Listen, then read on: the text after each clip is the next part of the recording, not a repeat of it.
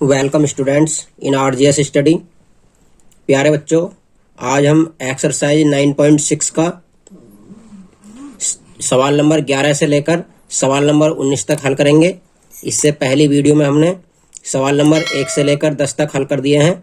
ये video number part 2 है। यदि आपको पार्ट 1 की वीडियो देखनी है तो लिंक डिस्क्रिप्शन में दिया गया है, वहां पर जाकर क्लिक करके आप वीडियो देख सकते हैं। तो यहाँ पर हम अवकल समीकरण की 9.6 प्रश्नावली का सवाल नंबर 11 शुरू करते हैं। ये दिया गया हमें y dx plus x minus y का स्क्वायर और dy इज इक्वल टू 0। तो हमने इस प्रश्नावली के अंतर्गत जो हमने इसका पार्ट 1 किया वीडियो, उसमें आपने आपको इन सवालों को 2 टाइप से करना बताया है। इसके 2 हल होते हैं। जैसा कि यदि हमारा सवाल dy over dx plus py और बराबर q की फॉर्म में है, अर्थात हमें इस सवाल को जिस प्रकार से दिया गया है dy ओवर dx की फॉर्म में बनाना होगा। और यदि dy ओवर dx की फॉर्म में नहीं बनता है तो फिर हम इसे dx ओवर dy की फॉर्म में बनाएंगे। तो ये भी चेंज हो जाते हैं, ये px बराबर q हो जाता है।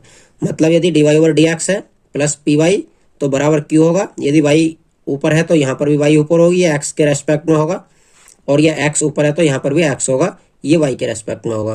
तो इसमें जो p का मान होगा वो y के जो भी गुणांक में होगा वो p का मान होगा, और इसमें जो p का मान होगा वो x के गुणांक में जो भी होगा वो हमारा p का मान होगा। यहाँ से हम इंटीग्रेशन फैक्टर निकालते हैं। तो इसका जो फॉर्मूला इंटीग्रेशन फैक्टर का वो e की पावर समाकलन p dx है, अर्थात यहाँ पर x के सापेक्ष अवकलन है तो यहाँ पर भी x के सापेक्ष लगाना है समाकलन। और इसका जो सॉल्यूशन होता है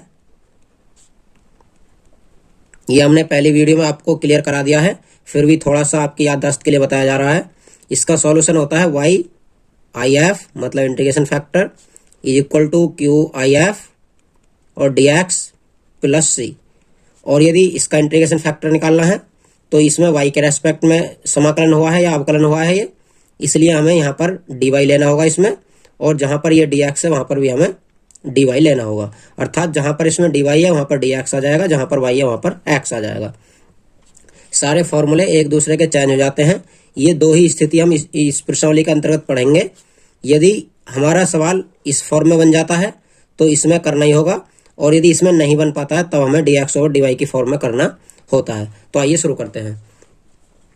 यहाँ पर हम यदि इसे y dx करते हैं तो जो भी ये वाला है ये हमें इधर ले जाना होगा बराबर के। जब इधर ले जाते हैं तो माइनस का वाई स्क्वायर इधर जाकर प्लस का वाई स्क्वायर हो जाएगा, और ये x इधर आकर माइनस का हो जाएगा, और dy इसके मल्टीप्लाई में रहेगा। यदि मैं dy को इसके बटे में लाता हूँ तो ये हो जाता है dx ओवर dy, और बराबर ये जो वाई स्क्वायर माइनस x है ये वाली y इन दोनों के बटे में पहुंच जाती है। मतलब ये y इसके बटे में पहुंच जाएगी और ये dy इधर बटे में आ जाएगी। ये इस प्रकार से y इसके बटे में आ जाती है। तो यहाँ से बचता है dx ओवर dy बराबर, इस y को दोनों के बटे में अलग अलग करते हैं, y square upon y minus x upon y. यहाँ पर y से y कट जाता है तो ये बचेगा हमारे पास dy ओवर dx बराबर, यहाँ से एक y बचता है और यहाँ से x बटा y बचता है। अब यदि हम इसे dx ओवर dy था, यदि हम इसे dy ओवर dx लिखते हैं तो हमारा इस फॉर्म में ये सवाल नहीं हल होगा, क्योंकि इसे यदि पलटेंगे हम तो ये y अकेला ऊपर पहुंच जाएगा और ये दोनों नीचे आ जाएंगे, फिर इसका हर अलग अलग नहीं होगा, जैसे कि यहाँ पर हमने कर दिया। अब ये है हमारा dx ओवर dy की फॉर्म का, अर्थात ये वाला है। तो हमें प्लस px चाहिए, मतलब जो भी x का पद है ये वो हमें इधर चाहिए dx ओवर dy की तरफ। तो हमारा ये x का पद है इसलिए हम इसे इधर लेकर आते हैं। ये dx ओवर dy ये इधर आकर प्लस का हो जाता है x अपॉन y, और बराबर बचता है इधर y। अब इसकी कंपेयर करते हैं इस वाले समीकरण से। तो ये कंपेयर करने के बाद हो जाता है कंपेयर विद, किससे करेंगे, dx over dy plus px बराबर q से।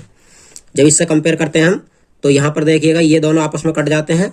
अब यहाँ से देखते हैं तो ये px है और ये x अपॉन y है, x से x कट जाता है तो p बराबर 1 बटा y बचता है। इसी प्रकार से यहाँ से ये q का मान है इधर, तो ये q का मान हमारा y आ जाता है। अब हमें इंटीग्रेशन फैक्टर निकालना है, तो इंटीग्रेशन फैक्टर का फॉर्मूला होता है e की पावर यहाँ पर हो जाएगा p और dy।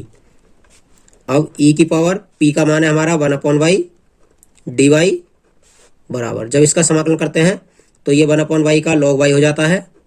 और जब हमारा इस प्रकार से सवाल हो, मतलब e की पावर पर log हो तो e की पावर से log हट जाता है। यदि आपको ये बात क्लियर नहीं है तो हमने एक log की एक्सटर्नल प्रश्नावली बना दी है, आप log वाली वीडियो देखिए जाकर, वहाँ पर आपको ये सब क्लियर हो जाएगा। तो यहाँ से बचता है e की पावर log y हट जाता है तो ये बचता है हमारा y। ये आ जाता है हमारे यहाँ से इंटीग्रेशन फैक्टर निकल कर। अब हमें करना है समीकरण का हल।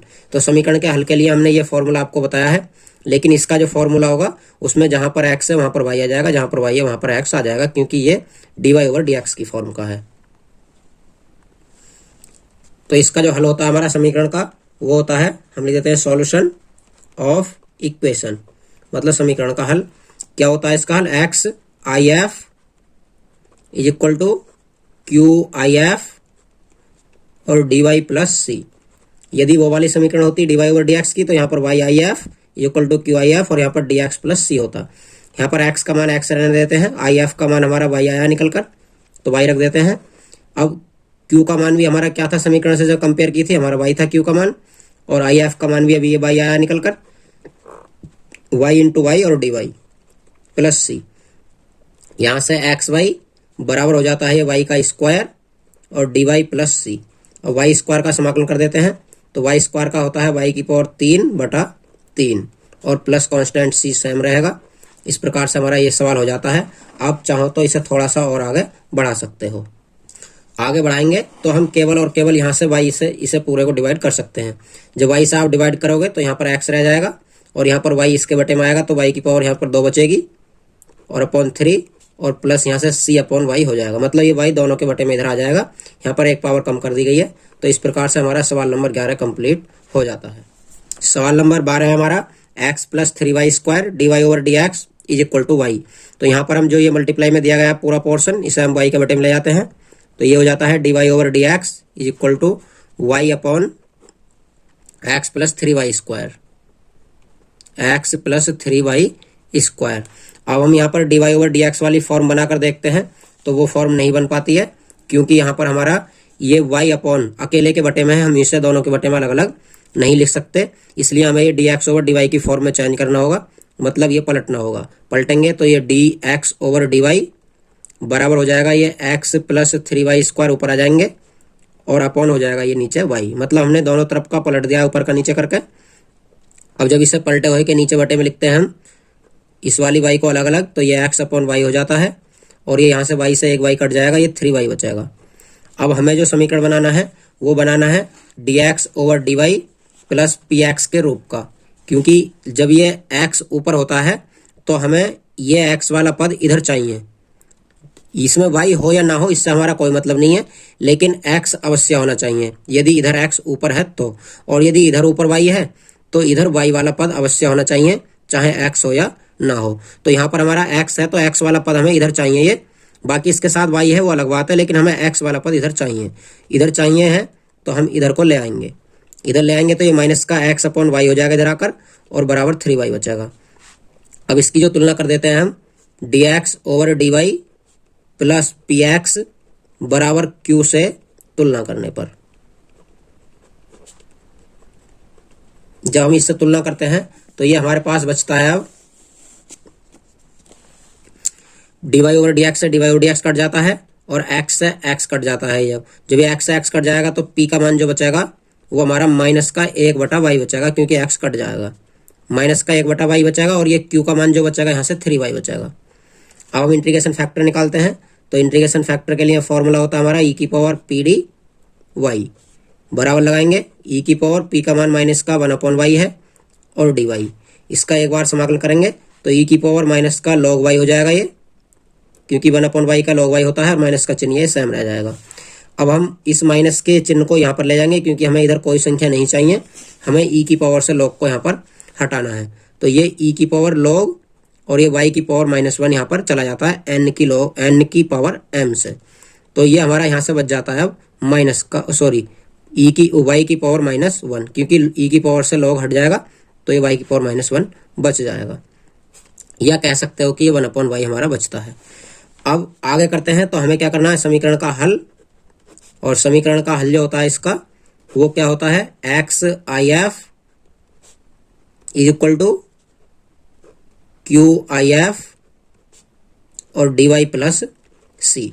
अब इसे हल करने के लिए पहले हमें ऊपर से मान रखने होंगे सबके। एक्स तो एक्स ही रहेगा, और आई एफ का मान हम 1/y निकाल चुके हैं, तो ये 1/y रहेगा। इधर क्यू का मान हमारा 3y था, और आई एफ का मान फिर पुनः 1/y रखते हैं, और प्लस सी। वाई से वाई यहाँ पर कट जाता है। वाई से वाई कटने के बाद हमारे पास बचता है इधर x/y, इधर बचता है हमारे पास 3, यहाँ पर dy और रहेगा, ये 3dy और प्लस सी। अब 3 बाहर आ जाएगा कांस्टेंट के रूप में, और ये हो जाएगा x/y इक्वल टू 3 और 1 dy प्लस सी। इसका एक बार समाकलन करेंगे तो 1 का हो जाता है हमारा y के रेस्पेक्ट में करना है, तो ये हो जाता है x/y इज इक्वल टू 3 और 1 का हो जाएगा y के रेस्पेक्ट में y और प्लस कांस्टेंट c।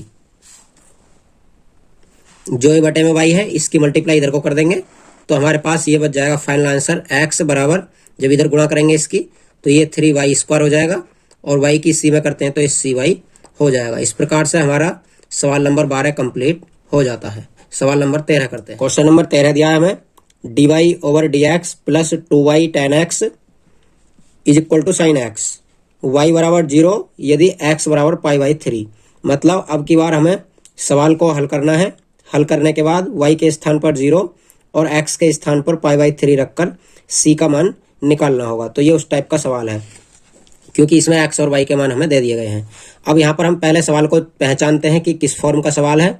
ये dy/dx plus 2y tan x is equal to sine x है, तो ये किस फॉर्म का है, dy/dx plus py is equal to q के फॉर्म का ये सवाल है। तो इसकी तुलना कर देते हैं इसी से। तुलना करने पर जब इसकी तुलना करते हैं तो हमें dy/dx तो कट जाता है, और यहाँ पर y से y कट जाता है। जब y से y कट जाएगा तो p बराबर हो जाएगा 2 tan x। तो यहाँ से p का मान निकाल लेते हैं हम 2 tan x, और q का मान निकाल लेते हैं हम यहाँ से, इधर का जो राइट हैंड साइड में है वो q का मान है साइन x। अब इंटीग्रेशन फैक्टर निकालते हैं, तो इंटीग्रेशन फैक्टर के लिए फॉर्मूला लगाएंगे e⁻p⁻dx। अब की बार p dx लगेगा, क्योंकि हमारा dx के सापेक्ष में यहाँ पर अवकलन दिया गया है। मान रख देते हैं p का। जब p का मान रखते हैं तो e⁻p का मान है हमारा यहाँ पर 2 tan x और dx। अब 2 tan x का हमें समाकलन करना है, तो e⁻2 तो बाहर आ जाएगा अवकलन से, क्योंकि कांस्टेंट है। समाकलन के चिन्ह से बाहर लेंगे, और समाकलन करना है हमारा हमें केवल tan x का। तो tan x का होता है log sec x और dx। अब जो हमारा ये 2 दिया गया है गुणा में, इसे हम n log m करते हैं, मतलब log m की पावर n बना लेंगे। ये log sec और यहाँ पर जाकर स्क्वायर हो जाएगा, तो ये हो जाता है हमारा e⁻ log sec square x और dx। अब e की पावर से log हट जाता है, तो हमारे पास केवल sec स्क्वायर x dx, और सॉरी ये dx नहीं लिखा जाएगा क्योंकि अब तो हम समाकलन कर चुके हैं।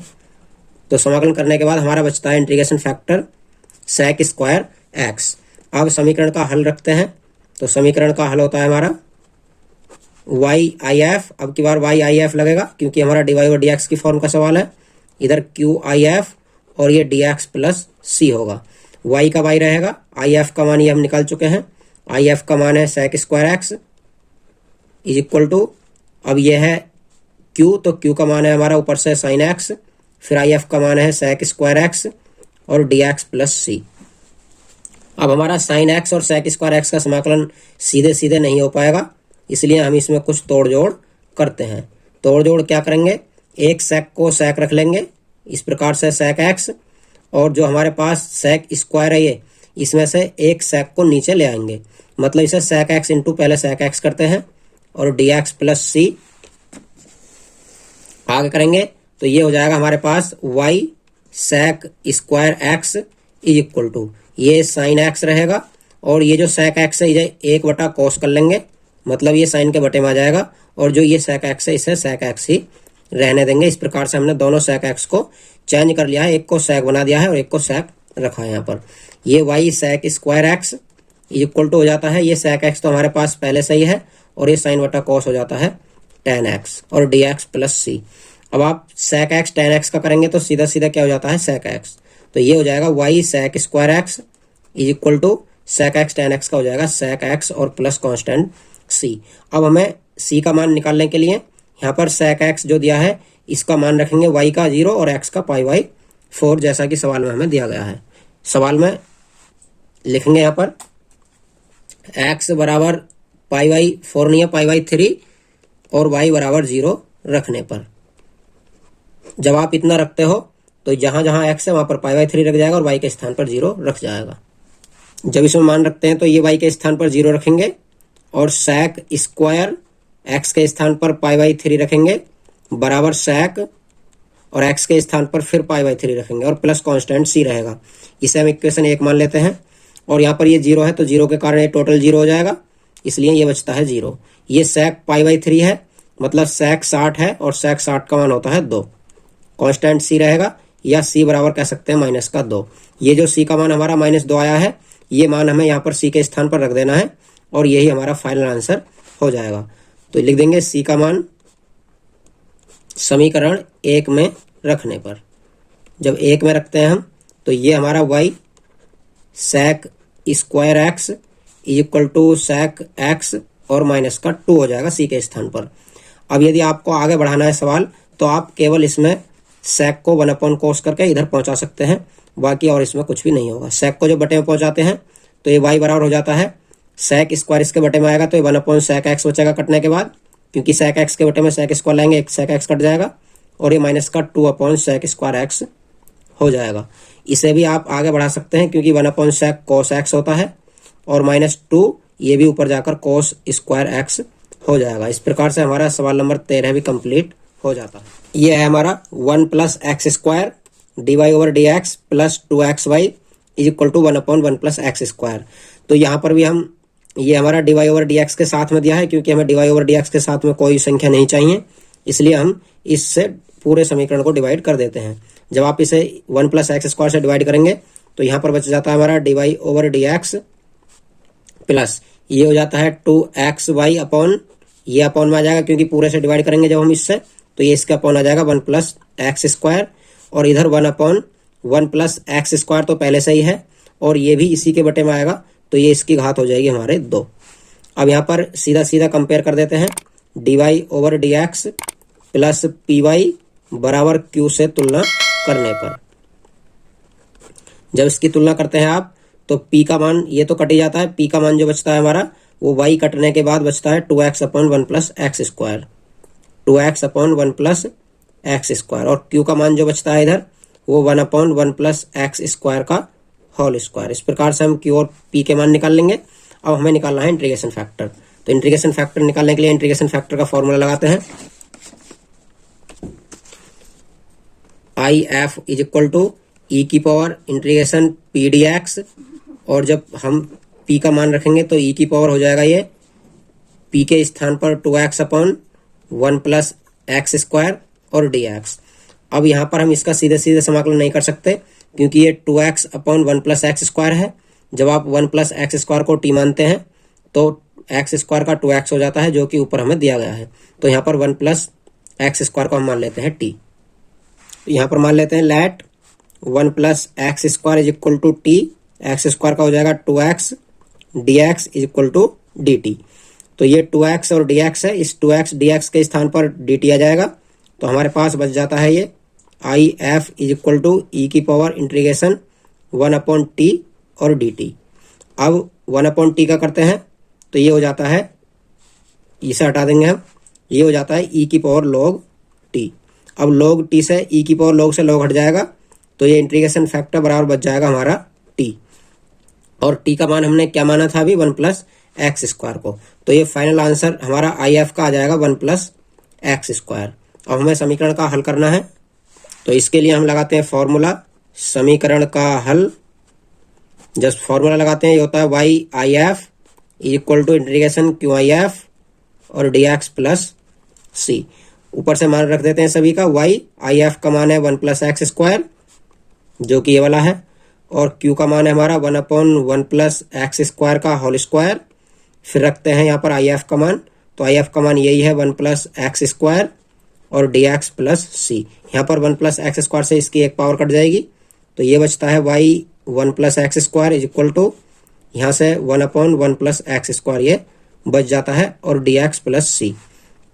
अब ये y 1 plus x square same रहता है और ये 1/1 प्लस एक्स स्क्वायर होता है tan इनवर्स x का फॉर्मूला, और ये हो जाएगा कांस्टेंट c।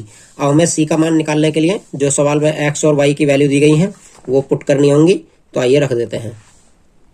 तो यहाँ पर लिख देते हैं हम y बराबर 0 और x बराबर 1 रखने पर, जब इसमें y के स्थान पर 0 और x के स्थान पर 1 रखते हैं तो ये कुछ इस प्रकार से हो जाता है।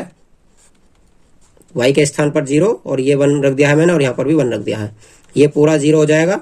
और ये tan इनवर्स 1 है, तो tan इनवर्स 1 हमारा किसका है, π/4 का मान, क्योंकि ये इनवर्स में दिया गया है। प्लस कांस्टेंट c रहेगा, या c का मान कह सकते हैं माइनस का π/4 आ जाएगा। अब जो भी ये c का मान है हमारा, वो हमें इसी इक्वेशन में रख देना है, इसे मान लेंगे 1। तो लिख देते हैं c का मान समीकरण 1 में रखने पर, जब इसमें रखते हैं तो ये 1y और 1 plus x square is equal to tan inverse x और माइनस c के स्थान पर π/4। इस प्रकार से हमारा सवाल नंबर 14 भी कंप्लीट हो जाता है। सवाल नंबर 15 करते हैं। 15वां सवाल है हमारा dy over dx minus 3y cot x is equal to sine 2x, और y बराबर 2 है यदि x बराबर π/2 हो। तो यहाँ पर हमें y और x के मान इसमें भी दिए गए हैं, तो ये हमारा dy ओवर dx की फॉर्म का है, इसलिए हम सीधा सीधा कंपेयर कर देते हैं dy over dx plus py और बराबर q से तुलना करने पर। जब इससे हम तुलना करते हैं इसकी, तो हमारे पास ये कटी जाता है, ये y से y कट जाता है, तो p का मान बचता है हमारा माइनस का 3 कोट x। तो लिख देते हैं p बराबर माइनस का 3 कोट x, और यहाँ से q का मान बचता है साइन 2x। दोनों की वैल्यू निकल जाती है, तो हम यहाँ से इंटीग्रेशन फैक्टर निकालते हैं।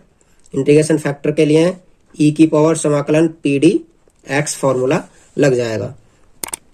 उसके बाद हम यहाँ से p का मान रखते हैं माइनस का 3 कोट x और dx।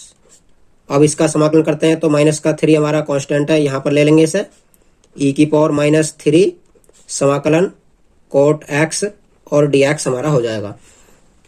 अब कोट x का समाकलन करते हैं, तो ये हो जाता है हमारा e की पावर माइनस 3 और कोट x का होता है लॉग साइन x। अब यहाँ पर n log m का फॉर्मूला बनाकर इस माइनस 3 को साइन की पावर बना लेंगे, तो ये e की पावर लॉग साइन की पावर माइनस 3x हो जाएगा। e की पावर लॉग से हट जाएगा ये सब, क्योंकि हमने ये आपको पहली प्रश्नावली में बता दिया है, जहां पर लॉग का एक वीडियो आपके लिए यूनिक बना दी गई है। तो ये साइन की पावर माइनस 3x हो जाएगा, या आप कह सकते हो ये 1/साइन की पावर 3 नीचे आकर प्लस की हो जाएगी। ये हमारा इंटीग्रेशन फैक्टर का मान है। अब करते हैं समीकरण का हल। समीकरण का हल, और समीकरण का हल होगा हमारा y/if is equal to q/if समाकलन और dx प्लस c। y/if का मान है हमारा 1/साइन की power 3x is equal to q का मान है हमारा साइन 2x इंटू if का मान है 1/साइन की पावर 3x और dx प्लस c। अब यहाँ पर ये दो फंक्शन दिए गए हैं, साइन और साइन में है दोनों, तो यहाँ पर साइन 2x का फॉर्मूला खोल लेते हैं हम। ये हो जाएगा y बटा साइन की पावर 3x, इधर हो जाएगा हमारा साइन 2x का फॉर्मूला होता है 2 साइन x और कॉस x अपॉन ये साइन की पावर 3x को सेम रहने देंगे, और ये dx प्लस c। अब ये पावर 3 है, तो एक साइन से एक पावर कम हो जाएगी, तो हमारे पास बच जाता है ये, तो ये रहता है हमारे पास y अपॉन साइन की power 3x is equal to integration 2, और साइन की पावर एक घटेगी तो ऊपर कॉस बचेगा और नीचे बचेगा हमारा साइन स्क्वायर x। अब साइन स्क्वायर x को भी हम दो जगह तोड़ेंगे ताकि आसानी से हो जाए आगे को सवाल। इस 2 को हम कांस्टेंट से बाहर ले सकते हैं क्योंकि ये कांस्टेंट, 2 को समाकलन से बाहर ले सकते हैं क्योंकि ये कांस्टेंट है, और ये 2x अपॉन जो हमारा साइन स्क्वायर है इसे दो जगह लिख देते हैं, sine x into sine x और dx प्लस कांस्टेंट c, यहाँ पर भी c जुड़ेगा। और इसे हम 1/sin मानेंगे, इसे cos बटा साइन मानेंगे। तो इसे यहाँ पर 1 मल्टीप्लाई मान लेते हैं, मल्टीप्लाई में 1 माने से कोई अंतर नहीं पड़ता। ये बचता है y/sin3x टू इंटीग्रेशन, अब 1/sin x होता है cosec x इंटू cos/sin होता है cot x और dx प्लस c। अब आगे समाकलन करेंगे तो ये हो जाता है हमारा y/sin3x इक्वल टू 2 और cosec x cot x का हो जाता है cosec x, क्योंकि ये cosec x और cot x formula cosec x का ही होता है और प्लस कांस्टेंट c रहेगा। आगे करेंगे, ये cosec x cot x का माइनस होता है इसलिए माइनस और लगा देंगे, और यहाँ पर हम अब इसे हल करने के लिए y की पावर को इधर ले जाएंगे, वो सॉरी sin की पावर 3 को इधर ले जाएंगे, और ये हमारा है cosec x। तो ये हो जाएगा y/sin3x और बराबर माइनस का 2/cosec का नीचे आकर हो जाएगा sin x और प्लस कांस्टेंट c। इसे समीकरण मान लेंगे हम 1, और यहाँ पर पहले हम x और y के मान रख देते हैं जो कि सवाल में दिए गए हैं। तो क्या दिया है हमें, y का मान 2 दिया है यदि x का मान π/2 हो। यहाँ पर x के स्थान पर π/2 और y के स्थान पर हम 2 रख देते हैं। तो ये जाएगा 2/sin3 π/2 और इधर हो जाएगा माइनस का 2/sin π/2 और ये हो जाएगा कांस्टेंट c। ये 2/sin3 π/2 1 होता है, इधर भी माइनस का 2/1 ही हो जाएगा प्लस c, या 2 बराबर माइनस का 2 प्लस c, ये 2 इधर आकर प्लस का हो जाएगा 2 + 2 इक्वल टू c, या c बराबर हो जाता है हमारा 4। अब c का मान हम समीकरण 1 में ही रख देते हैं जो कि हमारी समीकरण 1 ऊपर दी है। तो लिख देते हैं हम इसमें c का मान समीकरण 1 में रखने पर, जब 1 में रखेंगे c का मान तो समीकरण 1 है हमारी y/sin3x इक्वल टू माइनस का 2/sin x और माइनस का ये c का मान है प्लस का 4। अब इस साइन की गुणा आप इधर को कर दीजिए और यही हमारा फाइनल आंसर हो जाएगा। y इक्वल टू माइनस का 2 यहाँ पर करेंगे तो साइन की पावर 3 हो जाएगी यहाँ पर, और अपॉन साइन भी बचेगा अभी, और प्लस 4 जब साइन की पावर 3 की करेंगे इसके साथ साइन की पावर 3 x आ जाएगा। तो ये हो जाएगा हमारा y बराबर -2 और साइन की पावर 3 है, एक जाकर ऊपर घटेगी ये, तो साइन स्क्वायर x और प्लस 4 साइन की पावर 3x, या फिर y बराबर इस प्लस वाले को पहले उतार दीजिए, साइन की पावर 3x माइनस का 2 साइन स्क्वायर x। आप चाहो तो यहाँ से साइन स्क्वायर भी कॉमन ले सकते हो, अन्यथा सवाल यहीं पर कंप्लीट हो जाता है। क्वेश्चन नंबर 16 हमारा लैंग्वेज बेस्ड क्वेश्चन है। तो लैंग्वेज बेस है इसलिए हमें इसे पहले गणितीय रूप में चेंज करेंगे और उसके बाद इसका सॉल्यूशन करेंगे। तो पहले इसे पढ़ लेते हैं। मूल बिंदु से गुजरने वाले एक वक्र का समीकरण ज्ञात कीजिए यदि इस वक्र के किसी बिंदु x, y पर स्पर्श रेखा की प्रवणता उस बिंदु के निर्देशांकों के योग के बराबर है। तो यहाँ पर स्पष्ट कह दिया है कि वक्र जो गुजरता है वो मूल बिंदु से गुजरता है, मतलब 0,0 से गुजरता है वक्र, और बिंदु है हमारा x, y, और इस पर जो स्पर्श रेखा होगी वो आपने एक्सरसाइज नंबर 6 में पढ़ी होंगी, मतलब गणित नंबर 1 में आपने पार्ट 6 में पढ़ा होगा स्पर्श रेखा की और अभिलंब की प्रवणता। तो यहाँ पर मैं लिख देता हूं x, y पर स्पर्श रेखा की प्रवणता क्या होती है, प्रवणता dy/dx, जैसा कि हमने पार्ट नंबर 6 में पढ़ लिया है। अब आगे लिखा हुआ है कि x, y पर स्पर्श रेखा की जो प्रवणता है वो उस बिंदु के निर्देशांकों, अब ये बिंदु है हमारा और इसके निर्देशांक है हमारे x, y, यही बिंदु है और इसी के निर्देशांक है x, y, आगे कहा है निर्देशांकों के योग के बराबर है, मतलब ये जो प्रवणता है वो x + y के बराबर है, मतलब इन दोनों के योग के बराबर है। तो यहाँ पर लिख देंगे हम प्रश्नानुसार। प्रश्नानुसार मतलब प्रश्न ये कहता है कि ये जो प्रवणता है dy/dx वो इन दोनों के योग के बराबर है, मतलब निर्देशांकों के योग के बराबर है। अब ये हमारा सवाल बन चुका है गणितीय रूप में। अब सीधा सीधा सवाल बनाएंगे हम इसे dy/dx + py = q के रूप का। तो इसे dy/dx + py के रूप का बनाने के लिए क्या करना होगा, py चाहिए हमें, मतलब y वाला पद जो होगा वो इधर चाहिए, इसलिए हम -y इधर कर लेते हैं और इधर बच जाता है हमारा x। क्योंकि हमें dy over dx plus p y बराबर क्यू चाहिए, तो ये y का पद आ जाएगा। अब इसकी कंपेयर कर देते हैं हम, dy over dx plus p y is equal to q से तुलना करने पर जब इसकी तुलना करते हैं तो यहाँ पर हमारे पास बचता है p बराबर, देखो यहाँ पर y से y कटी जाएगा तो p का मान -1 बचेगा, और q बराबर जो बचता है हमारा वो बचता है राइट हैंड साइड का x। अब यहाँ पर इंटीग्रेशन फैक्टर निकालते हैं हम, तो इंटीग्रेशन फैक्टर बराबर हो जाता है e की पावर समाकलन p dx, और जब e की पावर p का मान रखेंगे तो माइनस का 1 हो जाएगा और dx, और -1 बाहर ले लेंगे, 1 का हो जाता है x। तो ये हो जाता है हमारा इंटीग्रेशन फैक्टर बराबर e की पावर माइनस का x। अब ये हमारा इंटीग्रेशन फैक्टर निकल चुका है। अब हमें निकालना है समीकरण का हल। तो समीकरण का हल जो होगा वो होगा y i f is equal to integration q i f और dx प्लस c। मान रख देते हैं y i f का मान है e की power minus x is equal to, अब q का मान रखते हैं ऊपर से, तो q का मान है हमारा x, और फिर i f का मान रखते हैं e की पावर माइनस x और dx प्लस c। अब यहाँ पर हम इसे फर्स्ट सेकंड से हल कर देते हैं, मतलब यहाँ पर फर्स्ट और सेकंड से हमें समाकलन करना होगा क्योंकि डायरेक्ट इसका समाकलन नहीं होने का है। तो ये y e की power minus x is equal to, first second से क्या होता है, फर्स्ट फंक्शन सेम रहता है, जैसा कि आपने पीछे प्रश्नावली में पढ़ चुका है 7.5 में और 7.6 में। तो यहाँ पर फर्स्ट फंक्शन सेम रहता है, सेकंड फंक्शन का समाकलन करेंगे तो ये माइनस e की पावर माइनस x हो जाएगा, फिर माइनस फर्स्ट फंक्शन का अवकलन करते हैं तो 1 हो जाएगा, और फिर सेकंड का समाकलन करते हैं तो माइनस हो जाएगा, इसलिए प्लस हो जाएगा e की पावर माइनस x और dx प्लस c। अब इसका पुनः समाकलन करना होगा। जब इसका पुनः समाकलन करते हैं तो e की power minus x is equal to minus x e की पावर माइनस x, और ये बचता है हमारा 1 की मल्टीप्लाई करने के बाद e की पावर माइनस x और dx प्लस c।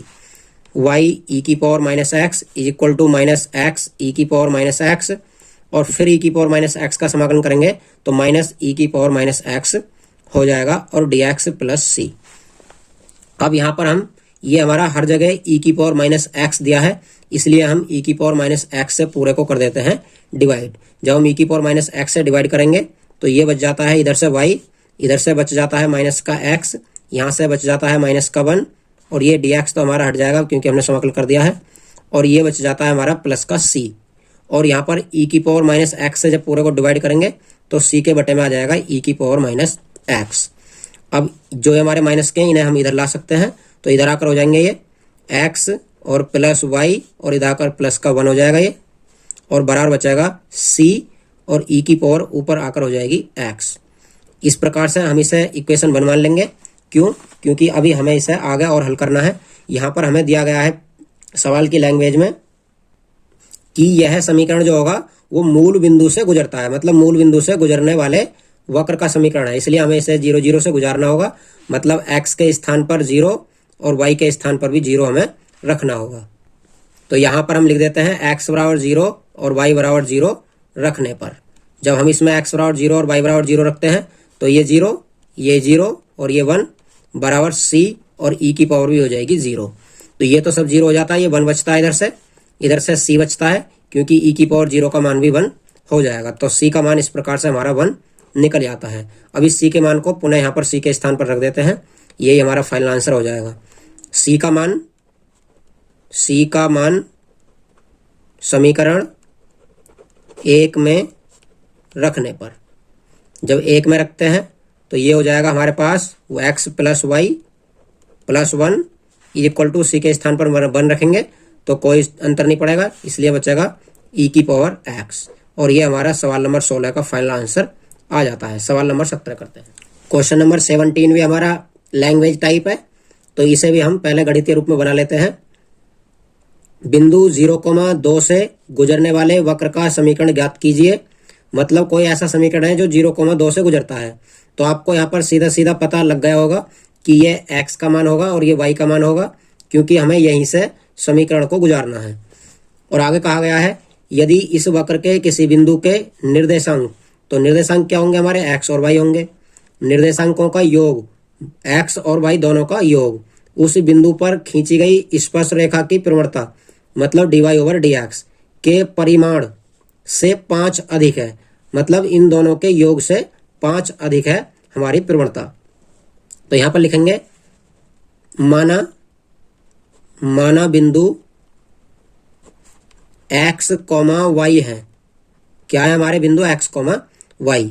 तो उन्होंने कहा है कि निर्देशांकों का योग उस बिंदु पर खींची गई स्पर्श रेखा के परिमाण से 5 अधिक है। तो हम ये लिख देंगे प्रश्नानुसार। तो प्रश्नानुसार हो जाएगा ये हमारा। पहले यहां पर प्रवणता लिख देते हैं क्योंकि प्रवणता जो होती है हमारी वो dy/dx होती है। अब प्रश्न ये कहता है कि जो हमारी dy/dx है वो किसके निर्देशांकों के योग के बराबर है, लेकिन जो निर्देशांकों का योग है वो प्रवणता से भी 5 अधिक है। मतलब ये x + y का जो मान है वो प्रवणता से कितना अधिक है, 5। इसलिए हम यहाँ पर 5 और जोड़ देंगे। अब हमें समीकरण बनाना है dy/dx + py के रूप का, इसलिए हमें y वाला जो ये टर्म है ये टर्म इधर लाना होगा। इसलिए हम इसे माइनस में ले आते हैं और 5 को उधर ले जाएंगे। तो ये हो जाएगा dy/dx माइनस y और बराबर हो जाएगा इधर x - 5। इस प्रकार से ये हमारा समीकरण हो जाता है। अब इसकी तुलना कर देते हैं। dy/dx + py = q से तुलना करने पर जब इससे तुलना करते हैं हम तो ये दोनों आपस में कैंसिल हो जाते हैं। y से y कट जाता है तो p का मान एक बार कटेगा, इसलिए p का मान हमारा -1 होगा। और यहाँ से जो q का मान है वो हमारा x - 5 होगा। अब इंटीग्रेशन फैक्टर निकालते हैं। तो इंटीग्रेशन फैक्टर = e⁻pdx = हम रखते हैं यहाँ पर p का मान, तो ये हमारा -1 dx। अब इसका समाकलन करेंगे तो ये हो जाता है इंटीग्रेशन फैक्टर e⁻−x, क्योंकि माइनस चिन्ह ऐसे रहेगा और 1 का x हो जाएगा। ये हमारा इंटीग्रेशन फैक्टर निकल जाता है। अब हमें निकालना है समीकरण का हल। तो समीकरण के हल के लिए इसका फॉर्मूला लगा लेते हैं, समीकरण का हल। और समीकरण का हल होता है हमारा y⁻if = q⁻if और dx + c। यहाँ से दोनों का मान रख लेते हैं। y⁻if का मान है e⁻−x = समाकलन q का मान है हमारा x - 5 और if का मान फिर यही रहेगा e⁻−x और प्लस कांस्टेंट c। अब इसकी अंदर मल्टीप्लाई करेंगे। इसमें जब अंदर मल्टीप्लाई करते हैं तो ये हो जाता है हमारा y⁻−x = x में करेंगे तो x e⁻−x dx और फिर -5 में करेंगे तो -5 e⁻−x और dx। इस प्रकार से ये दो जगह बढ़ जाता है। इसका हम समाकलन करेंगे फर्स्ट और सेकंड मानकर और इसका डायरेक्ट समाकलन कर देंगे, लेकिन इसका अभी नहीं करेंगे, अगली वाली लाइन में करेंगे। तो यहाँ पर हम जब समाकलन करते हैं इसका तो इधर तो ऐसे ही रहता है, इसका करेंगे हम तो फर्स्ट फंक्शन सेम रहता है, सेकंड का करते हैं e⁻−x का तो ये -e⁻−x हो जाता है, फिर माइनस फर्स्ट का अवकलन 1 हो जाएगा। सेम पिछले वाले सवाल की तरह ही होगा क्योंकि पिछला वाला सवाल भी ये इतना जो था वो सेम यही था। और ये हो जाता है e⁻−x का माइनस ये प्लस हो जाएगा, इसलिए e⁻−x और dx। और यहाँ से माइनस का 5 बाहर ले लेंगे ये और ये e⁻−x और dx। अब यहाँ से बचता है हमारा ये -x e⁻−x। अब यहाँ से देखते हैं हम तो ये 5 e⁻−x है और ये 1 e⁻−x है। जब हम 5 में से 1 घटा देंगे तो माइनस के 4 और e⁻−x घट जाएगा। इसलिए ही मैंने यहाँ पर इसका समाकलन नहीं किया था क्योंकि आपस में घट जाएंगे। अब यहाँ पर ये घटने के बाद इसका पुनः समाकलन करते हैं तो ये -x e⁻−x -4 और e⁻−x का हो जाएगा -e⁻−x, इसलिए ये प्लस हो जाएगा और कांस्टेंट c रहेगा। अब सेम e⁻−x आ रहा है हमारा तो हम इससे कर देते हैं पूरे को डिवाइड। जब पूरे को डिवाइड करेंगे तो इधर से y बचेगा, इधर से -x बचेगा, इधर से प्लस का 4 बचेगा और यहाँ पर c/e⁻−x बचेगा। इसे ऊपर लेकर आएंगे तो ये पॉजिटिव हो जाएगी पावर, इसलिए ये हो जाता है हमारे पास अब y इन्हें भी हम इधर लेकर आते हैं तो y + x हो जाएगा, ये y + x -4 और इधर बचता है c e⁻ एक्स। अब हमारा सवाल में दिया गया है कि ये जो समीकरण है वो बिंदु किस किस से गुजरता है, 0,2 से गुजरता है। इसे 1 मान लेंगे और यहां पर लिख देंगे यह है समीकरण। यह समीकरण बिंदु 0,2 से गुजरता है। मतलब x के स्थान पर 2 और x के स्थान पर 0, y के स्थान पर 2 यहाँ पर रखना होगा। y के स्थान पर 2 और x के स्थान पर 0 -4 बराबर c और e की पावर यहाँ पर 0 हो जाएगी क्योंकि x के स्थान पर 0 है। ये 4 में से 2 गया, माइनस का 2 बचेगा और इधर बचेगा c और e की पावर 0 का मान 1, इसलिए c का मान आ जाता है -2। अब c का मान हम समीकरण 1 में ही रख देते हैं दोबारा से। c का मान समीकरण 1 में रखने पर, जब 1 में रखते हैं हम तो ये हो जाएगा हमारा y + x - 4 = c का मान है हमारा -2 और e की पावर x ही रहेगी। अब ये भी माइनस का है, या तो आप इसे भी इधर ले आइए या फिर जो इसके पद थे उन्हें उधर ही पहुंचा देती है जिधर की थे। तो y बराबर ये हो जाएगा -4, इधर आकर +4, ये -x हो जाएगा और ये -2 e की पावर x रहेगा। इस प्रकार से हमारा क्वेश्चन नंबर 18 कंप्लीट हो जाता है, 17 कंप्लीट हो जाता है। यह है हमारा question number 18। x dy/dx - y = 2x²। तो हमें यहाँ पर dy/dx के साथ में x दिया है, जबकि हमें dy/dx सिंगल चाहिए तो हम x से इसे पूरे को डिवाइड कर देते हैं। तो ये बचता है हमारे पास dy/dx माइनस ये y/x हो जाएगा क्योंकि हम x से डिवाइड करेंगे पूरे को। जब x से डिवाइड करेंगे तो यहाँ से x कट जाएगा, यहाँ x बच जाएगा और यहाँ से जब x बटे में लिखेंगे तो x से एक पावर कट जाएगी, ये बच जाएगा हमारा x। अब ये सीधा सीधा dy/dx + py = q के रूप का समीकरण हो चुका है। अब हम इसकी तुलना कर देते हैं। dy/dx + py बराबर q से तुलना करने पर, जब तुलना करते हैं तो हमारे पास बचता है यहाँ पर ये dy तो कट जाता है हर बार, ये y से y कट जाता है तो p का मान 1/x बचता है, 1/x और ये माइनस भी बचेगा तो माइनस का 1/x हो जाएगा और यहाँ से q का मान बचता है हमारा 2x। अब यहाँ पर इंटीग्रेशन फैक्टर निकालते हैं हम, तो IF बराबर हो जाएगा e की पावर pdx और e की पावर जब p का मान रखेंगे आप तो माइनस का 1/x dx हो जाएगा ये, और -1/x का हो जाता है माइनस का log x। अब माइनस के चिन्ह को आप x पर ले जाएंगे तो ये log x की पावर -1 हो जाएगा। ये इस प्रकार से हो जाता है e की पावर log और x की पावर -1। अब e की पावर log दोनों एक दूसरे को कैंसिल कर देंगे तो हमारे पास जो बचेगा वो बचेगा अब इंटीग्रेशन फैक्टर IF बराबर x की पावर -1, क्योंकि e की पावर log हट जाएगा और ये हम कह सकते हैं कि ये 1/x हो जाता है। अब हमें निकालना है समीकरण का हल। तो समीकरण का हल निकालने के लिए हम समीकरण का फॉर्मूला लगाते हैं। YIF = q समाकलन लगाकर QIF और dx + c। YIF का मान हमारा 1/x है जो कि अभी निकाला है, ये q का मान हमारा 2x है और फिर IF का मान 1/x रख देंगे और dx + c।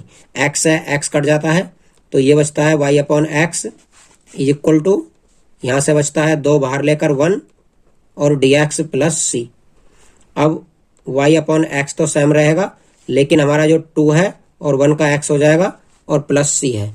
इस प्रकार से हमारा ये सवाल हल हो जाता है। आप चाहो तो x की गुणा इधर को कर सकते हो, तो ये आ जाता है फाइनल आंसर y बराबर 2x² और प्लस का cx, क्योंकि x की गुणा होगी तो 2x² हो जाएगा और ये cx हो जाएगा।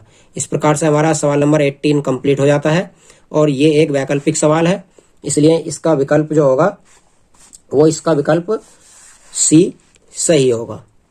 सवाल नंबर 19 करते हैं। क्वेश्चन नंबर 19 है हमारा 1 - y² dx/dy + yx और =ay। तो हमारा अब ये y दो जगह दिया है और यहाँ पर हमें क्या करना होगा, 1 - y² से डिवाइड करना होगा क्योंकि dx/dy के साथ में ये दिया है। हमें ये केवल सिंगल चाहिए तो यहाँ पर हम डिवाइड कर देते हैं। ये बचेगा यहाँ से dx/dy और प्लस ये yx अपॉन हो जाएगा 1 - y² क्योंकि हमें पूरे को डिवाइड करना है और इधर हो जाता है ay upon 1 minus y square. अब हमें यहाँ पर क्या करना है, d x over d y का है ये, तो हमें इधर x वाला पद होना चाहिए। तो इधर हमारा x वाला पद है, इसलिए हम यहीं पर इसका समाकलन कर देंगे, मतलब यहाँ पर ही कंपेयर कर देंगे। किससे करेंगे, d x over d y वाले पद से। तो d x over d y plus p x equal to q से तुलना करने पर,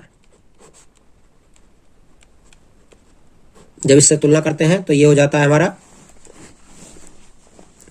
p का मान यहां से निकल जाता है, देखो x से x कट जाएगा, तो p का मान जो बचेगा वो y upon 1 minus y square बचेगा। तो p बराबर होता है हमारा y upon 1 minus y square, और q का मान बचता है हमारा यहाँ से पूरा ये q का मान ही रहेगा, क्योंकि इधर तो हमारा टोटल q का मान रहता है राइट हैंड साइड में, और 1 माइनस वाई स्क्वायर। ये हमारे p और q के मान निकल जाते हैं। अब निकालते हैं इसका इंटीग्रेशन फैक्टर। इंटीग्रेशन फैक्टर के लिए फॉर्मूला लगाएंगे e की पावर p और dy। अब की बार dy लगेगा, क्योंकि हमारा यहाँ पर dx ओवर dy का फॉर्म है। मान रख लेते हैं e की पावर p का मान है y upon 1 minus y square और dy।